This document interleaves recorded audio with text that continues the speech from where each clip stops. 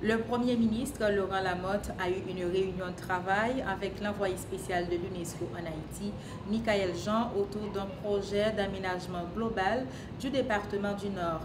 Des responsables des ministères du tourisme et des industries créatives, de la planification et de la coopération externe et du comité interministériel d'aménagement du territoire SIAT ont pris part à cette réunion. Michael Jean en a profité pour renouveler son attachement au peuple haïtien à l'occasion de sa candidature à la fonction de secrétaire général de l'Organisation internationale de la francophonie. Ses explications.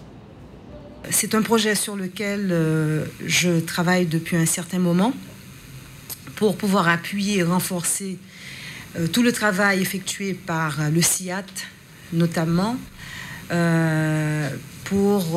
avec le ministère du Tourisme, le ministère de la Planification, pour voir comment on peut penser avec des partenaires experts le plan d'aménagement pour le nord et le nord-est, et tout particulièrement le Cap-Haïtien. Au fil des explorations que j'ai pu faire sur le terrain, on a vu quelques problèmes majeurs, notamment dans certains secteurs de la ville du Cap-Haïtien, comme par exemple le quartier Chada, où il y a une problématique sanitaire très très grave.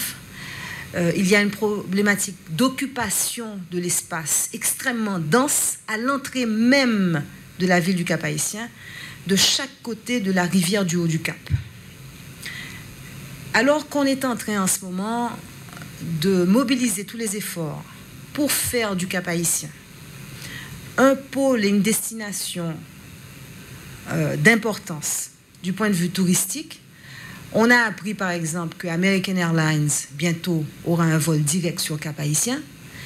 Il faut absolument s'assurer que, à l'entrée même de la ville, qu'il y ait déjà une façade où l'aménagement rend justice à la valeur patrimoniale de cette ville. L'autre chose dont nous avons eu aussi à parler, le Premier ministre et moi, c'est, vous le savez fort bien, ma candidature est officielle au poste à la fonction de secrétaire général de la francophonie, l'Organisation internationale de la francophonie. Je suis extrêmement honorée de l'appui qu'Haïti accorde à ma candidature.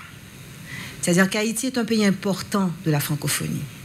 Haïti est l'un des pays, je dirais, en quelque sorte, fondateur également de l'esprit de l'Organisation internationale de la francophonie. Et il va sans dire que la voix d'Haïti compte. Quand, par exemple, je me rends dans des pays africains et que je me présente non seulement comme ancienne gouverneure générale du Canada, mais aussi fille d'Haïti, ça compte. Parce que l'histoire d'Haïti est une histoire qui a une résonance énorme également pour les pays africains.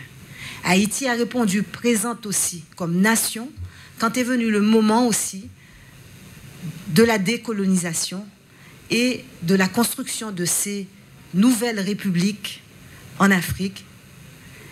Et on a vu beaucoup de spécialistes, d'intellectuels haïtiens, de professionnels haïtiens qui sont allés prêter main forte à ces pays. Moi, par exemple, quand j'arrive au Sénégal, je suis ravie de voir qu'une université comme l'université Cheikh Anta Diop à Dakar a été vraiment fondée grâce à l'apport aussi d'Haïtiens. Partout où je suis allée, quand j'étais gouverneur général du Canada et que j'effectuais des visites d'État dans les pays africains, combien d'Africains, y compris des leaders africains, y compris des chefs d'État, me disaient « Vous savez, mon meilleur professeur a été haïtien ».